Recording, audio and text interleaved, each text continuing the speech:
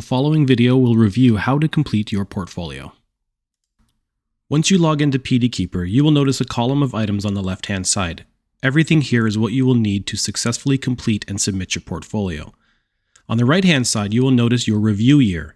This is the year you are required to submit.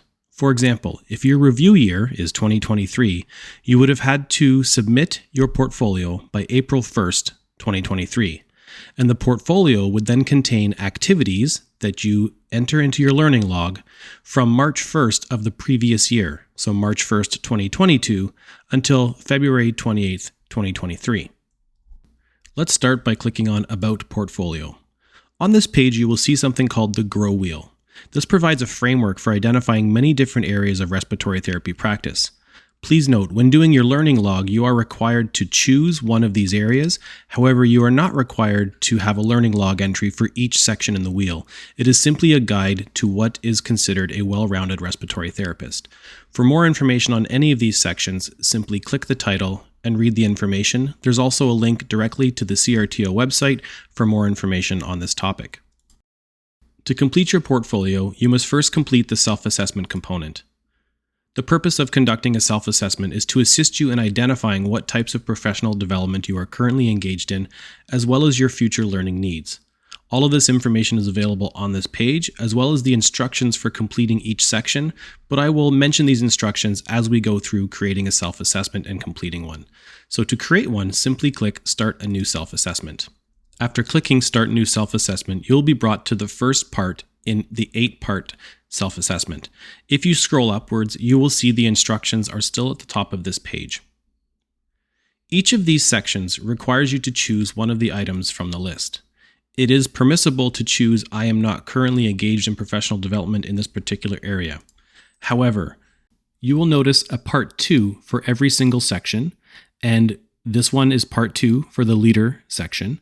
You must select at least one item from one of the part 2 sections. So you cannot go through the entire self-assessment and choose I do not plan to engage in professional development in all of the part 2 sections. At least one part 2 section has to have an item selected. This is because you choose your learning goals from these items. Having said that, you can choose to create your own learning goal once you get to the next stage. So starting with the first section, you can see there's a part 1 and a part 2. Choose the items that are applicable to you and save as you go. Every time you hit save, it only saves this particular section so that you can keep track of how far along you've gone.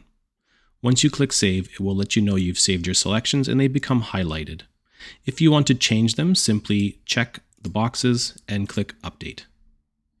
If you feel you need to start over again on this section, you can delete all responses from this area only. As you go along, continue filling out the form. You'll notice that some of them don't have check marks. They have text boxes for you to complete the sentence. You can also choose Other and type in your own comments here. Again, you can choose I do not plan to engage in professional development. However, at least one of the part 2 sections has to have something selected here. Continue on through all sections, completing part 1 and part 2. If you have not completed all sections, you will see that you can delete the assessment, but you can not mark it as complete. I'm going to complete this section here. And you'll see now there is an option to mark this assessment as complete. You can also add a comment, but this is optional. If you do add a comment, be sure to click save. Once you are happy with this assessment, you can click mark as complete. And now you'll find your completed self-assessments here. Once you've completed all areas and you've submitted your portfolio, you can no longer make changes to your self-assessment. However, until that point, all you need to do to make changes is to click View your completed self-assessment. Any of the areas, you can click this button here to mark incomplete. This will mark the entire self-assessment as incomplete, and you can edit any of the areas. So you don't need to scroll to the particular area to click that button. You can click it anywhere in any of the areas. It will mark the entire self-assessment as incomplete, and you can make any changes you'd like. Once you're finished making the changes, just mark it completed again. If you recall, the instructions state that a learning goal must be created from at least one of the part 2 sections. You cannot move forward with completing your self-assessment otherwise. You also have the option for creating your own statement under Other. So by clicking on Learning Goals, you'll see the instructions are also here. And this is from your most recent self-assessment. These are all of the Part 2 statements that were selected or text was inputted. You can choose one of these topics as your learning goal, or you can select other in which you will need to type out your learning goal and mark it as complete. For this example, I will just choose one here and mark it as complete. Once you've marked your learning goal as complete, you'll see your self-assessment is now complete, the learning goals are now complete, and we can move on to the other sections. Next in the list is the conflict of interest form. When you complete this conflict of interest form, it will show you a list of peers listed in the database, and you would select any peer that you feel is a conflict of interest for performing your peer review of your portfolio. There will also be an option to select that you do not have any conflict of interest at this time.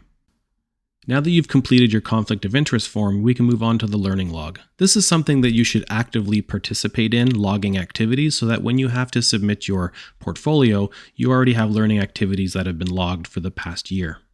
Now, for the purpose of this video, I had to change the cycle from March of the previous year, as I mentioned before, that if your year is 2023, your activities are included from March of the previous year up until February 28th of the submission year. I had to alter this date for the purpose of showing these warning messages for this video, so just understand that this would be February 28th of the year that you are required to submit, and then you will have these warnings pop up if you have not yet met the criteria for submitting. So you need 12 learning activities. I currently have 11. To log a professional activity, you click this button. You can select the learning activity. I'm going to say that I read an article today as a clinician and reader. You can upload a file, but it is not required. It's optional. You need to type a description. I'm going to put article, title, and reference. Now you could put the article title and reference. I'm just going to type this so that I have a description because it is required. And you can link this to a learning goal. If you've set a learning goal, this will appear. If you don't have a learning goal, this option will not appear. And you can review your learning goal by clicking that link and it will tell you on the screen. I'm going to click save. And just to show you what the difference is now, there's no warning. You have 12 learning activities in the cycle, but you have not yet linked a learning activity to a recent goal. So at least one of your learning activities has to be linked to your current learning goal. And you can see none of them have been linked. However, to link them, it's quite simple. You edit, or when you create it, you can select this box. When you do, it says, please describe how this learning activity supports your learning goal. Just give a description or an explanation here and click update. Now when you're brought back to your learning log, you can see which of the items have been linked to your learning goal. You have no more warnings up here. And as you can see, all of the items are checked off and you have the ability to submit your portfolio. One final step, when you click submit your portfolio, you will be asked to please provide details surrounding the area of your practice or specialty.